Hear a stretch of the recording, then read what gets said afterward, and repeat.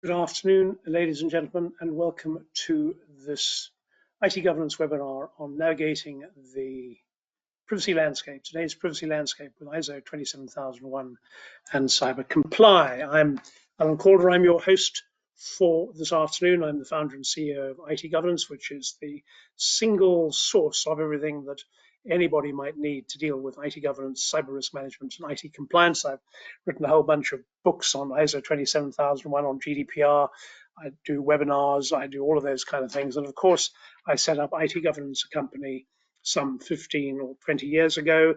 So we've now got some 20 years worth of experience with clients tackling the twin subjects of cybersecurity and privacy compliance, 12,000 clients across 5 continents, and very deep expertise in our consultants, trainers, and subject matter expertise, which reflects not only in our GDPR and privacy solutions, but in the most comprehensive product and service offering for organizations tackling and maintaining ISO 27001 compliance. IT governance as a business is in the UK, the EU, and the US, and we provide software, books and standards, learning and staff awareness, cybersecurity services, and privacy services in an integrated suite of products and services, which have helped some 1,300 organizations now prepare for and maintain 27001 compliance. We have more than 15,000 delegates gone through our privacy and cybersecurity training courses, over 7,000 Cyber Essential certifications, and coming up for 2,500 organizations using our governance, risk and compliance software. So with multiple accreditations and certifications, we're an organization that has spent 15 to 20 years focusing not only on doing things right, but ensuring we do things to a level quality which makes our customers satisfied, well satisfied with our service. Our Net Promoter Score is approaching world class. Our Trustpilot scores are up in the excellent level. And you can rely on all of that when you come to us for services. And today we're going to be talking about the current data privacy landscape, the role of ISO 27001, key changes in those frameworks and their implications, strategies for leveraging 27001 to enhance data protection, the importance of adopting an integrated approach to the privacy data protection compliance nexus, and then streamlining compliance with CyberComply specialist capabilities. You all have noticed that you're on mute. That's to try and cut out background noise, but I'd like to encourage you to ask questions as we go through the webinar. If you have a question on anything that we're talking about, please go to the top ribbon in your GoToWebinar screen. So in the top ribbon, you'll see a graphic, a tiny graphic of a computer screen with a question mark in it. If you click on that, it'll open up and you can type questions into that as you go along. So if I'm saying something or something comes up, you want to ask a question, don't write it down separately or try and remember it, just go straight in, type it in immediately. And then when we come to the Q&A section, which will be in about 45, 50 minutes from now, I'll pick up whatever questions there are. I'll share the question with everybody in the audience, and then I will answer it. So that's the plan. We're going to be in total about an hour, and we're going to kick off with an overview of the privacy landscape and the role of ISO 27001. So that's the landscape today as you look across the world, picking out some of the highlights. In 2024, GDPR enforcement has surged, fines exceeding €1 billion in the first half of the year. A paper out today says that in the UK alone, £14 million worth of fines, many of them to companies just in London. So intensified efforts not only in the UK but across the EU to protect personal data and ensure corporate accountability, with significant fines levied for violations in data processing practices, in retention and cross-border transfers. It's not just about avoiding breaches, it is about compliance with the complex GDPR requirements.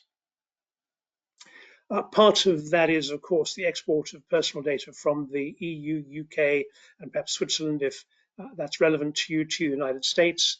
The United States doesn't have a single national data protection law, and that's one of the key reasons why it doesn't have an adequacy recognition from the EU or the UK, but the EU-US data privacy framework is an attempt to create a safe harbor. The new DPF replaces what was Privacy Shield. It puts in place a set of controls and a self-registration option for US organizations to establish themselves as being able to receive personal data from the EU, the UK, or Switzerland. China has recently introduced tougher cross-border data transfer requirements in their personal information protection law. Canada is revising PIPEDA, the Personal Information Protection Electronic Documents Act, and across the United States now we're up to 11 US states that have enacted comprehensive data privacy laws. And I mean, California was the first, as it often is in these kinds of areas. It remains a model for other states, but as I said, 11 now out of 50 states have enacted comprehensive data privacy laws. And the challenge of compliance, of course, gets greater if you're trading across multiple states, because not every law is the same, which means that you've got to find ways of complying simultaneously with the laws in all of the different states with which you're in which you're trading. And if you're also trading into the European Union or into the UK, you've got the added challenge of complying with privacy regulation in those areas. And of course, none of these laws stay the same. So in the UK, for instance, the change of government has meant to a change in the changes to the UK GDPR, the Data Protection and Digital Information Bill, expected to appear in late 2024, introduces measures to simplify compliance, particularly for SMEs, but it will bring changes which organizations have to accommodate. So it's an increasingly complex and changing landscape in which cybersecurity threats are proliferating. Ransomware is right at the top of the list, increasingly sophisticated. Ransomware attackers targeting healthcare, finance, critical infrastructure sectors, 25% increase in ransom demands compared to last year. And ransom attacks involve not simply ransoms, but the exfiltration of sensitive data before encryption, additional pressure on victims, reporting victims to, for instance, the SEC, in order to leverage the SEC requirements around reporting data breaches. Growing incidents of insider threats, often due to inadequate access controls or insufficient monitoring. Supply chain threats hitting the headlines very significantly. Cybercriminals targeting supply chains and exploiting software vulnerabilities to gain access to larger networks. Significant challenges from those software vulnerabilities. So it's not just monitoring software vulnerabilities, but making sure that you have zero trust models in place, you're patching, but you can't patch too fast because that might mean you're deploying a patch which hasn't been properly tested. The CrowdStrike outage of a few weeks ago is exactly why you need to have a really robust testing strategy. And of course, the UK-US data bridge and transatlantic data framework is a key area for organizations to be paying attention to how you handle it. Some big breaches, Microsoft, Russian hackers from the Midnight Blizzard group breached Microsoft systems, accessing sensitive emails, including data from the UK government's Home Office.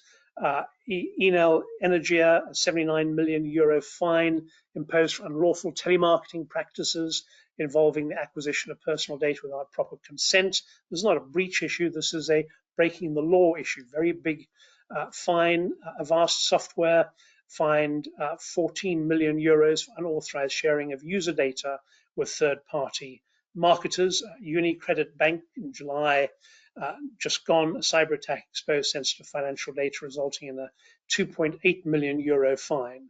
The breach exposed vulnerabilities in the bank's data protection framework. So fines are significant, but not only do you have fines, you have breaches in customer trust. So you have undermining credibility. You have all of the diversion of management time and effort to deal with them. All of that eats up time and money. So the cost inevitably is not simply the fine. The cost is everything else, of which the fine is simply is the tip of the iceberg. So what's the role of ISO 27001 in helping organizations deal with this challenge? Well, you can think about ISO 27001, you should think about ISO 27001 as a key framework for data security. the CIA triad, the confidentiality, integrity, availability triad, which are core principles in safeguarding all information, not just personal data. The reality is that ISO 27001, which is a 10-clause standard, the clauses 4 through 10 are the ones that matter. Clause 4 mandates organizations to identify and address the requirements of interested parties, including regulatory and contractual obligations. And interested parties unquestionably include the supervisory authorities, the organizations who exist to ensure compliance with privacy regulation, the organizations whose data you're processing.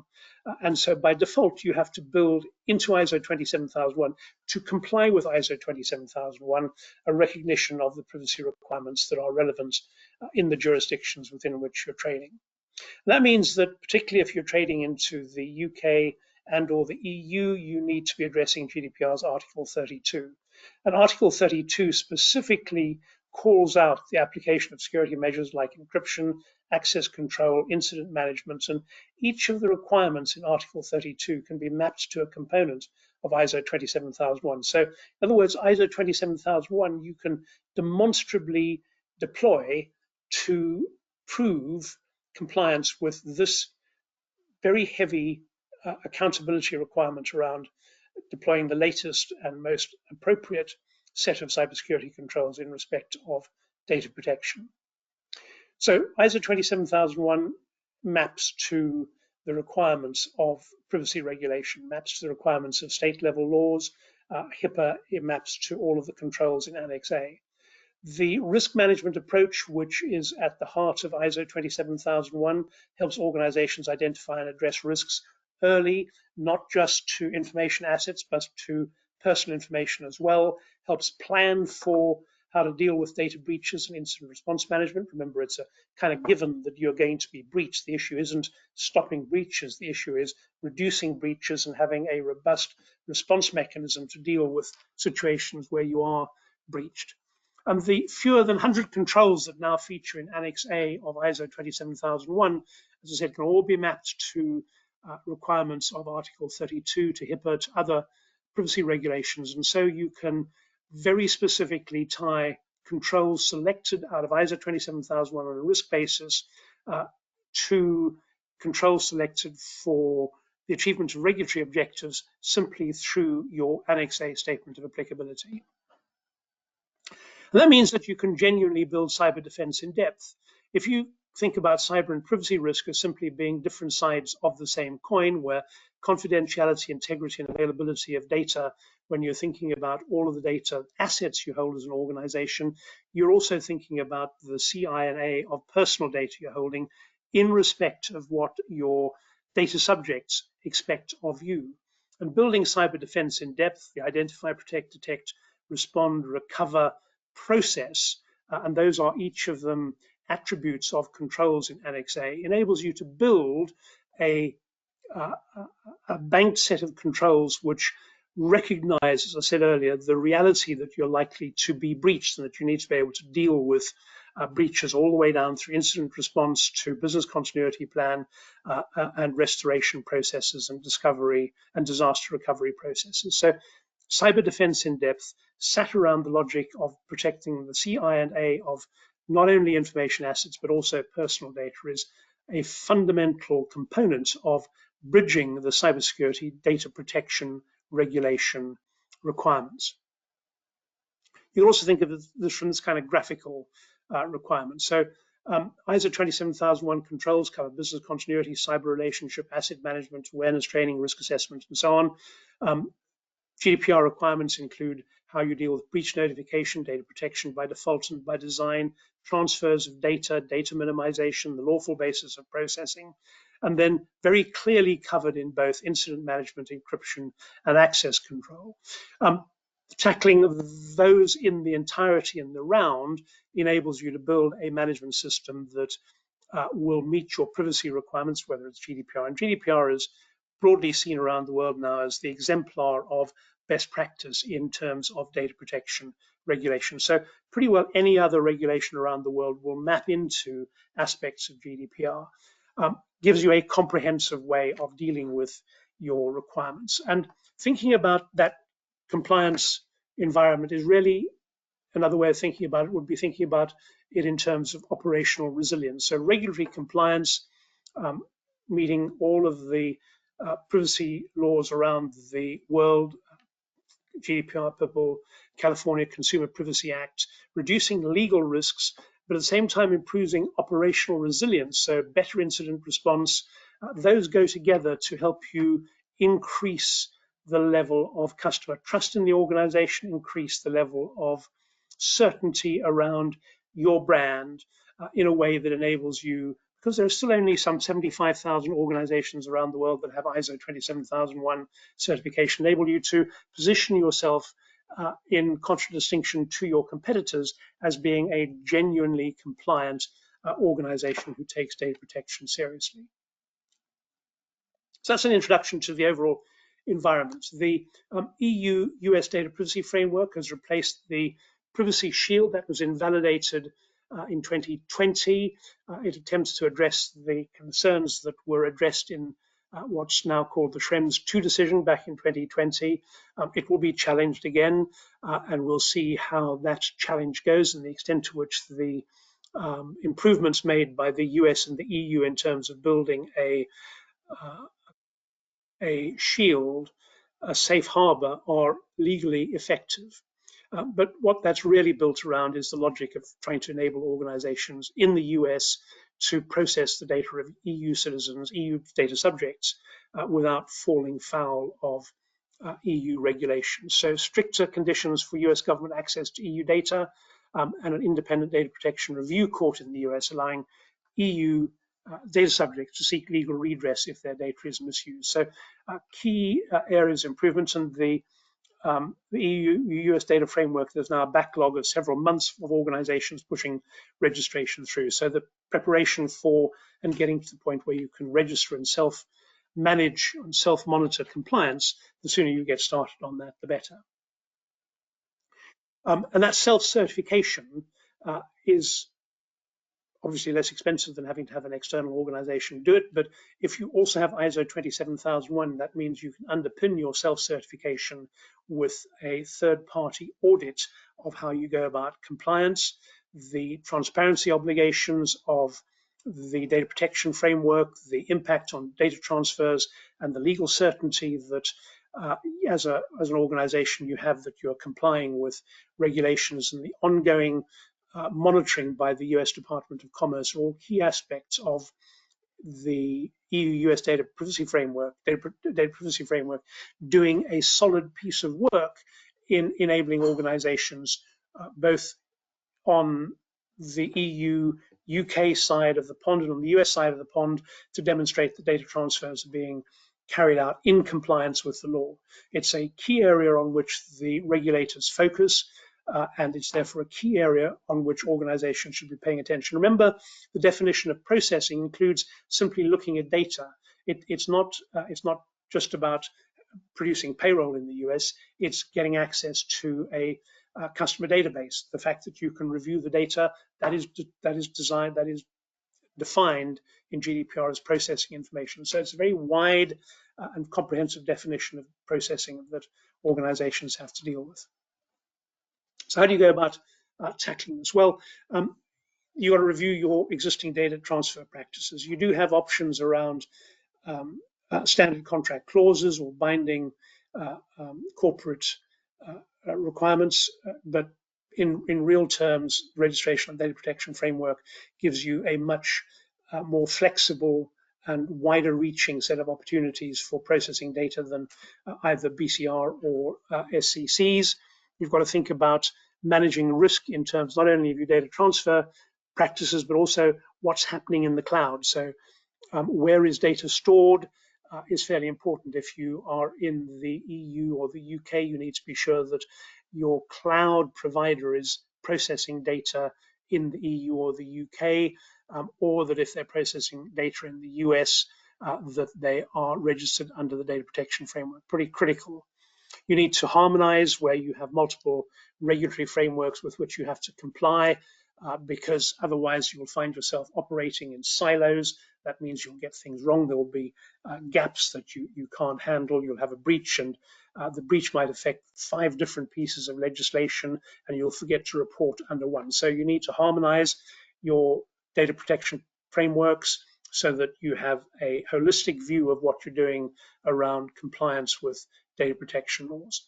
And you need to be able to manage the possibility of whatever it is you're doing having to change because the law changes, or coming under scrutiny because it's attacked by Schrems, kind of Schrems 3 direction. And you got to remember that unless you're careful, this whole compliance activity can become administratively very complex and expensive. And so finding ways to do this increasingly complex, non-value adding, unless you can get the customer-facing benefit activity, is a critical aspect to think about. You don't want to keep on proliferating the number of people in the compliance team. You need to find ways in which you can proliferate compliance and do so increasingly cost-effectively. So let's talk a bit about how you can go about that. I'm going to talk about that from a very specific ISO 27001 perspective. Remember, what GDPR and all privacy legislation is saying is not only you have to have a lawful basis for processing data, data subjects have rights, et cetera, et cetera, et cetera, but it's also saying, to one extent or another, you have to deploy the most recent and appropriate data protection measures to ensure that personal data is protected from the whole range of cyber threats. And ISO 27001 is the one and only internationally recognized information protection or cybersecurity standard. It's got 3 really key areas that are core to why ISO 27001 works for businesses. The first is that it's based on the idea of risk management, that each organization can implement ISO 27001 in a way that reflects its own risk appetite, its own business environment, its own sector, whatever is appropriate for it. So that risk management issue, the question of leadership and commitment, it's a management-driven, top-down, bottom-up management standard, which is built around what management's objectives are for information security. So it's not externally imposed like PCI is, where the level of acceptable risk is determined from outside. The controls you have to have in place are determined from outside. ISO 27001 allows organizations to determine the controls appropriate for them in their business environment with their particular appetite for risk.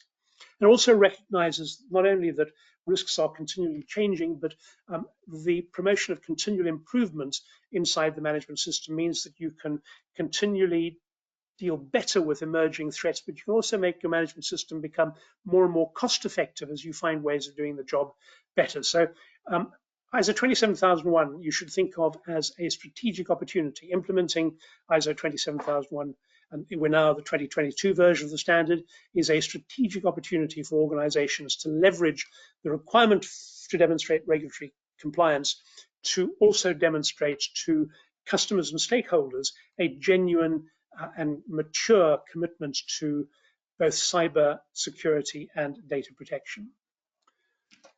ISO 27001, as I said, is a 10-clause standard. The clauses that matter are clause 4 through 10.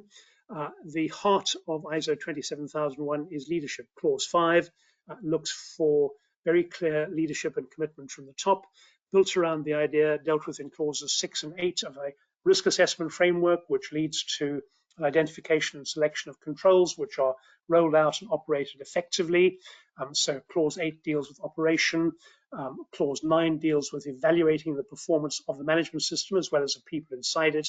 Clause 10 deals with the ongoing improvement of the management system, the continual improvement driven by internal audit, management review, and continual improvement deployed or exercised through a process of planning what it is that you're going to be doing and then supporting it with properly competent and trained people.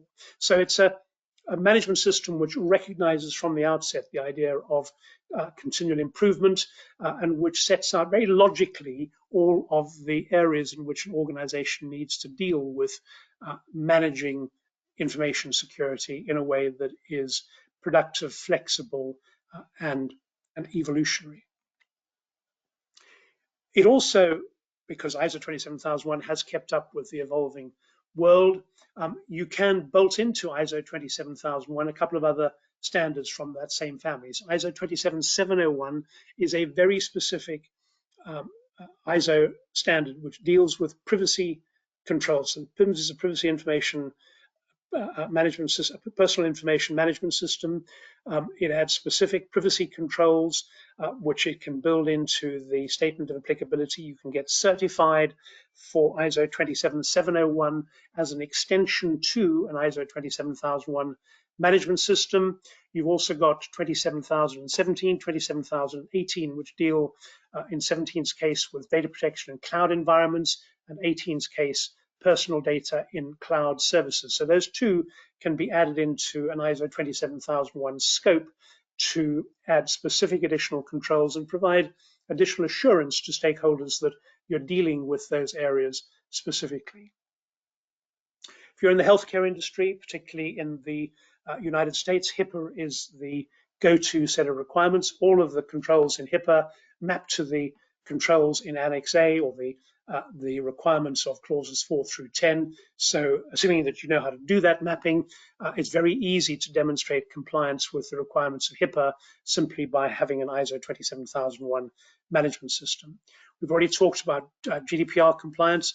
ISO 27001, particularly the controls in Annex A, are built now very specifically so you can map them to the NIST cybersecurity framework.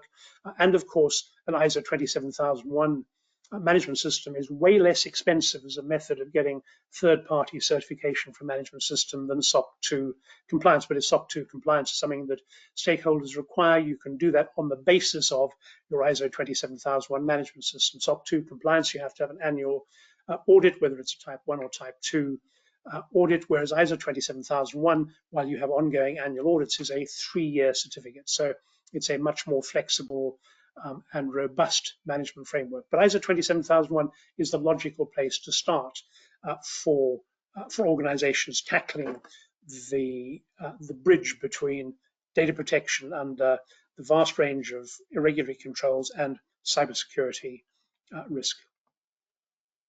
As I've said multiple times, you need to tackle this in a way that's integrated, because if you don't, you will have a lot of different silos. You will have different people tackling the same controls from different perspectives, or you will have 3 different parties coming to an information security manager and looking for different things from them in respect of the same control. So you need an integrated approach to privacy, which recognizes that privacy and data protection are managed across all organizational functions so that the risk of gaps and inconsistencies is reduced. That means that you can have a single compliance framework. You can put in place a single way of auditing. When you run your internal audit, your external audit program, it can be built around auditing at the same time in a particular part of the business, all of the aspects that talk to whatever your regulatory requirements are, as well as your information security requirements. So that's much more cost effective, not only from an audit cost point of view, but from a time of the auditee's perspective. And that efficiency means that you are able to reduce effort duplication, resources, and reducing administrative burden on compliance teams. And that in turn produces a centralized set of reports so that senior management can, on a regular ongoing basis, see exactly where you are in terms of compliance, where weaknesses are, what steps are being taken to deal with them. You have a central transparent view of cyber incidents and the learning from cyber incidents and how you are deploying improvements to the management system to deal with those. And so those approaches mean that the overall data security posture is significantly strengthened. You have fewer controls because you can have a single control doing multiple pieces of work, deployed effectively to achieve multiple objectives. Your focus on a holistic risk reduction program means that you reduce the likelihood of risk. When you're focusing on individual small risks, you can miss the way in which risks interact. You can miss the way in which the bigger risk is the one that you need to focus on.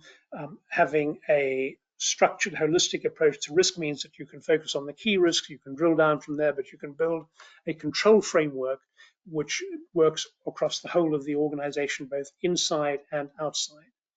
Gives you consistency across jurisdictions. It means that you're dealing to a very substantial extent in exactly the same way with data privacy across all of the jurisdictions in which you're operating.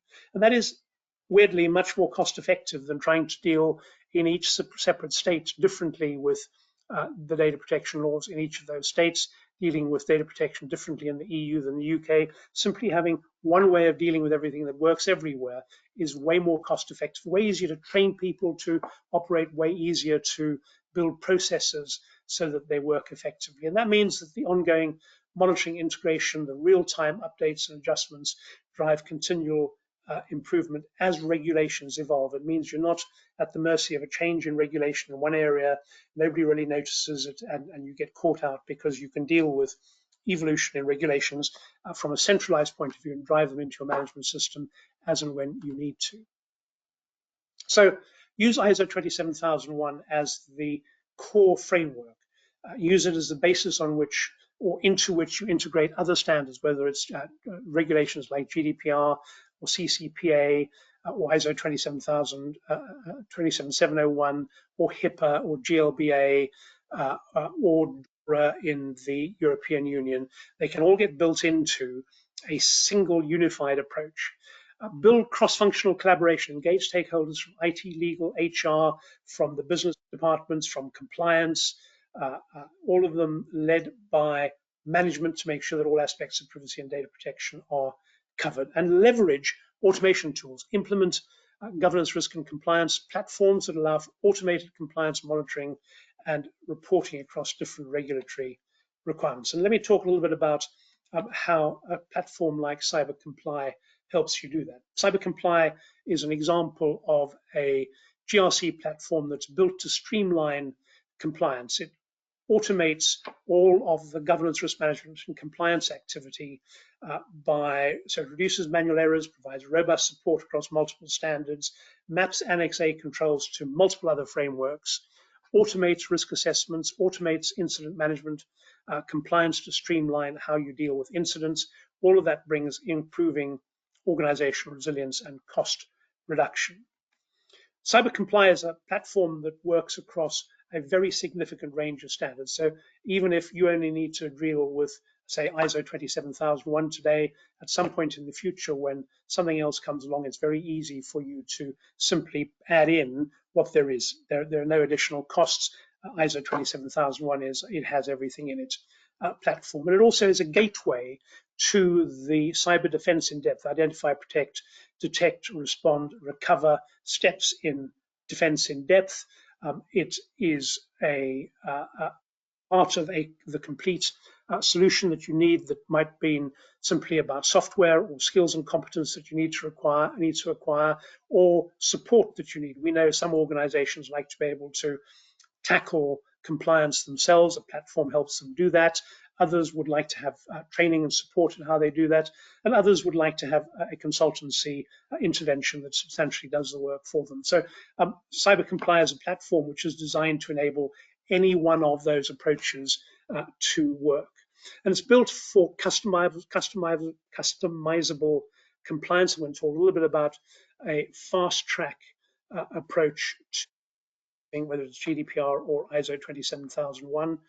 An approach which brings with it integrated documentation, customizable processes, tailored training modules, the add-ons that enable you to manage incidents, manage suppliers, manage audits, all of that in a way that enables you, as you grow and as things become more complex, simply to handle them without having to spend more money, because it all comes within the platform. And it gives you a smooth integration of additional compliance processes as and when you need them. CyberComply, in other words, enables you to go way beyond ISO 27001. It enables you to do all of the things that I've talked about, because if ISO 27001 is your core management system, if you like, the skeleton around which you build your overall compliance framework, CyberComply is designed with exactly that in mind. You don't need everything that CyberComply has, or not today anyway, but as and when you need it, you can access it, you can deploy it, it's not going to cost you anymore. It gives you the key things you need today to be able to do exactly what you want to be able to do today in terms of compliance. And therefore, it supports those twin requirements: got to be cyber secure, got to comply with privacy laws and regulations. So data protection by design and default, you can meet through the GDPR components, the privacy components of CyberComply and ISO 27001, the automated data mapping feature so that you can map all personal data flows, helps you produce the GDPR required report on processing activities. Got an incident response module so you can manage the data, the defense in-depth capability that's so important. You can drive compliance across multiple jurisdictions, and you can manage cross-border transfers. And you can do all of that from within the same platform, from within the same set of staff awareness training courses, the same set of documentation, the same management dashboard. And there are many customers who, for that reason, think the world of it. But I want to talk briefly about what I mentioned earlier, the FastTrack ISO 27001 certification. So organizations typically come to ISO 27001 today, not only because they recognize that it's going to make a difference to their position, but quite often because they've had a customer who says, in order for you to get this contract, you must get ISO 27001. So organizations come to us, say, how do we do this? And they don't have the expertise they need to do that. So we've developed something called a fast track approach. And the fast track approach is designed to get an organization from zero to hero in a couple of months. You need to have some basic cybersecurity activity in place. All organizations will. You need to have some resource available to help the program. You have to implement some controls. But essentially with the fast track, we are going to collect data from you, and we're going to put in place a management system that will meet the requirements of ISO 27001, that will pass an external audit, and that will do so with a minimum requirement for you to provide time and effort. And because it's built on CyberComply, you will later on be able to build out from it anything else that you want to be able to build out from, or call on outsiders for help to help you do that. So it simplifies what can be an overwhelming process, breaks it down into manageable steps, provide expert guidance, not just guidance, but mostly does for you what you need to have happen. So the fast track approach gets organizations certification ready, typically in a matter of 2 to 3 months, depending on the scale of the organization. I'm talking typically organizations in the 200 to 500 employee area. Global organizations inevitably take longer because it's harder to deploy a management system across a global organization. And the more as certification bodies become familiar with CyberComply, increasingly they recognize the extent to which it's removed the opportunity for error, and so it speeds up the external audit process as well. So if I compare the kind of do-it-yourself approach, for most organizations that can take 12 to 18 months, get in some additional resource, typically maybe say 4 or 5 months from the program. Use CyberComply, but doing it yourself, you might get it down to 6 or 8 months. Use us on the basis of CyberComply, you get it down to 2 to 3 months. And you also bring the cost down very substantially. So a CyberComply implementation built on fast track with us doing the job for you, 2 to 3 months, typically for a 200-person medium-sized business, about £25,000. And that's including staff awareness training, risk assessment, and it's certification ready. Of course, there are certification costs to go on that, but it's a significant saving in time, effort, and of course in error in terms of ISO 27001 preparation. And you can think about CyberComply and a CyberComply fast track from the perspective of 9 steps to success. We developed this book. It's now coming up, I think, for its 4th edition. The 13 version was the 3rd edition, because we've done this, as I said at the beginning, thousands of times. And there are 9 standard steps to implementing ISO 27001 successfully. So we've written a book about it, and the fast track is built around doing that. So the 9 steps from project mandate through to audit and certification, we primarily do pretty well all of that apart from implementation, which you've got to do because you've got to roll processes out, you've got to make sure people are trained, you've got to make sure that some changes in controls are put in place. We support that. But you can see, just looking at this slide, the extent to which our fast track approach moves work away from you and puts it where it enables it to get done with limited impact on you. So the kind of logic of our expertise, your peace of mind, is carried through, and we sometimes express that in the form of don't risk it, cyber compliant.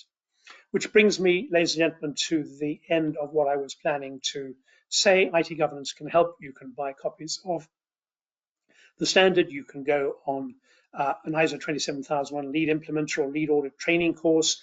If you currently already have a ISO 27001 2013 certification, you can go on the transition course because, of course, by October 2025, you must comply with ISO 27001 2022 or you will lose your certification. That's the corporate level. As an individual, you can't work on a 2022 management system without yourself having upgraded your certificate. So comprehensive, those are core areas. There's a whole bunch of other products and services that you can draw on, but those are the core ISO 27001 focused products and services. And that brings me, ladies and gentlemen, to the question and answer section, which I thought we might get to in about 40 or 45 minutes. So as I said, the way to ask questions is if you go to the little computer screen in the GoToWebinar top ribbon, there's a question mark in it. Click on that, it will open it up. You can simply type into that any questions which you have. And what I will do is I'll give you a couple of minutes if you have questions you want to type in. I'll share the question with everybody, and then I will answer it. So I'll give you a couple of minutes. If you have questions, please do put them into the GoToWebinar Q&A box.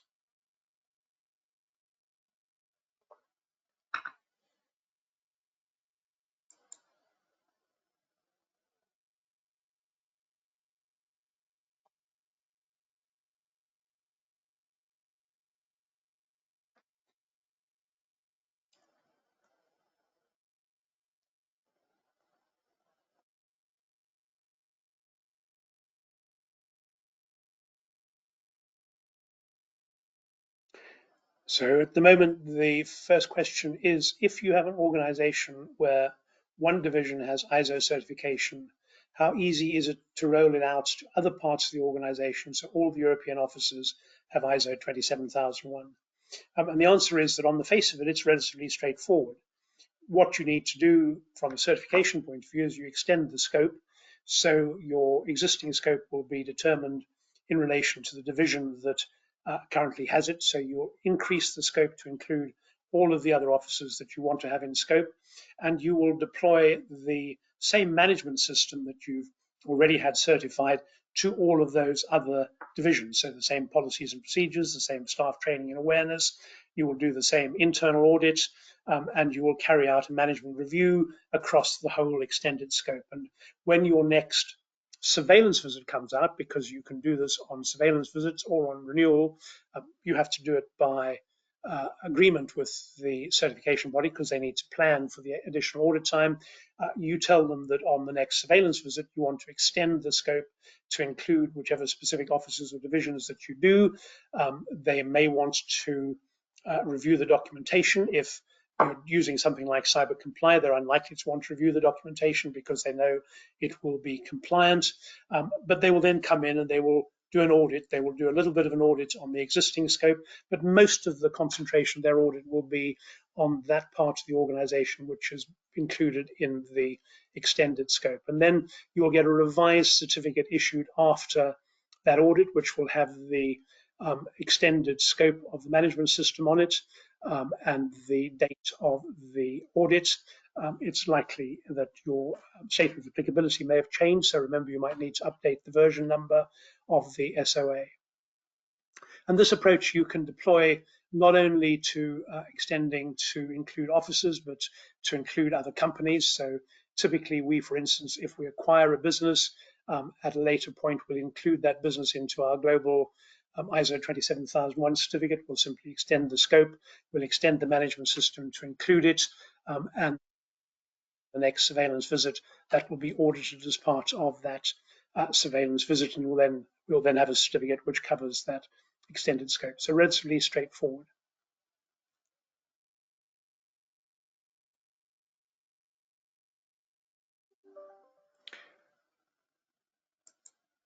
We have a very mature ISMS, which is all very traditional via spreadsheets. Do you suggest, recommend ripping this out and using CyberComply, or is it mainly aimed at new ISO implementations or those who haven't got existing resources? I absolutely would recommend ripping it out and using CyberComply. CyberComply brings to organizations not only the robustness of a platform, the fact that if whoever your spreadsheet expert is leaves, gets run over by a bus, you're not dependent on somebody making the spreadsheet work because the management system will work. You have access to all the additional functionality that CyberComply rolls out. You have all of the updates to documentation which becomes available. You have access to the ecosystem.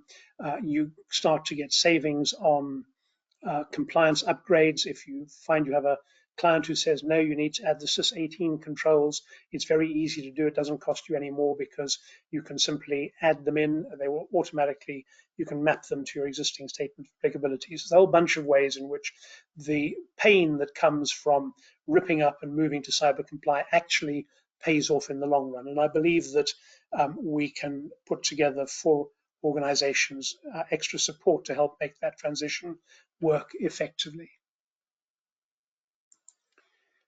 How does that's that one?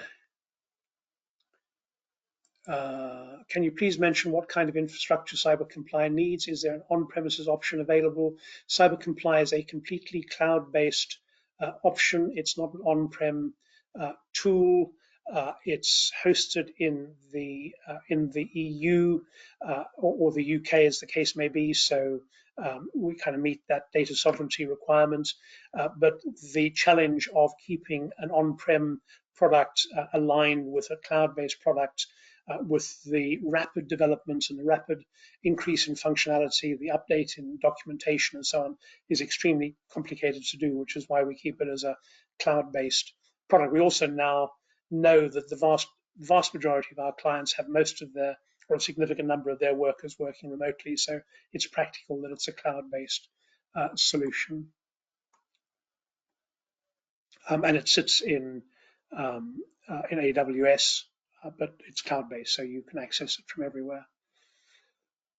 How does ISO 27001:2022 align with NIS 2?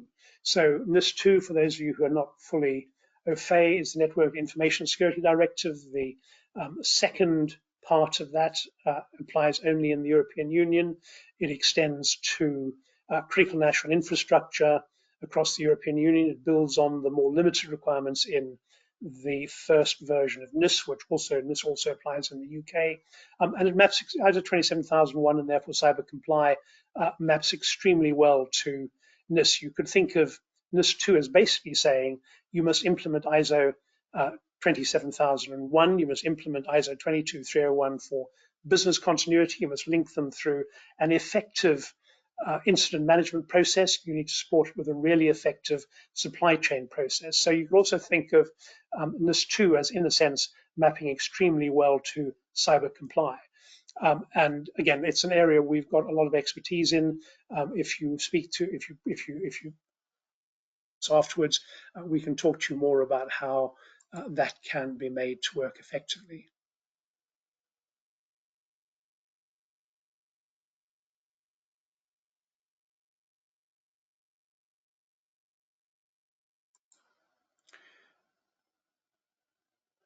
When you mentioned the automated risk management, would it mean that the tool is connected with the organization assets, like servers, for example? So again, I'm not entirely sure what you're looking for, but we've just rolled out an update, which means that our asset API will enable you to update the asset inventory in CyberComply automatically. When you add new assets to your inventory, you can automatically update them into CyberComply. You can automatically manage your cybersecurity asset inventory on an automated, ongoing basis. You can group assets, you can manage them all very effectively. So I hope that that answers that question for you properly. And that kind of looks as though we are at the end of questions. So in the absence of any more questions, we're also just about coming up to the back end of the hour. So, ladies and gentlemen, in the absence of other questions, please do feel free to come on to any one of our websites if you're in the US, the EU, or the UK. Talk directly to us, email us after the webinar, anything you want to know around ISO 27001, any one of the cybersecurity or data privacy regulatory frameworks, or CyberComply. Very happy to talk to you, very happy to put you in touch with one of our experts so that we can help you pull on our expertise for your peace of mind. And on that note, ladies and gentlemen, I hope you all have a safe and secure rest of this week. Thank you for being on the webinar. Bye-bye.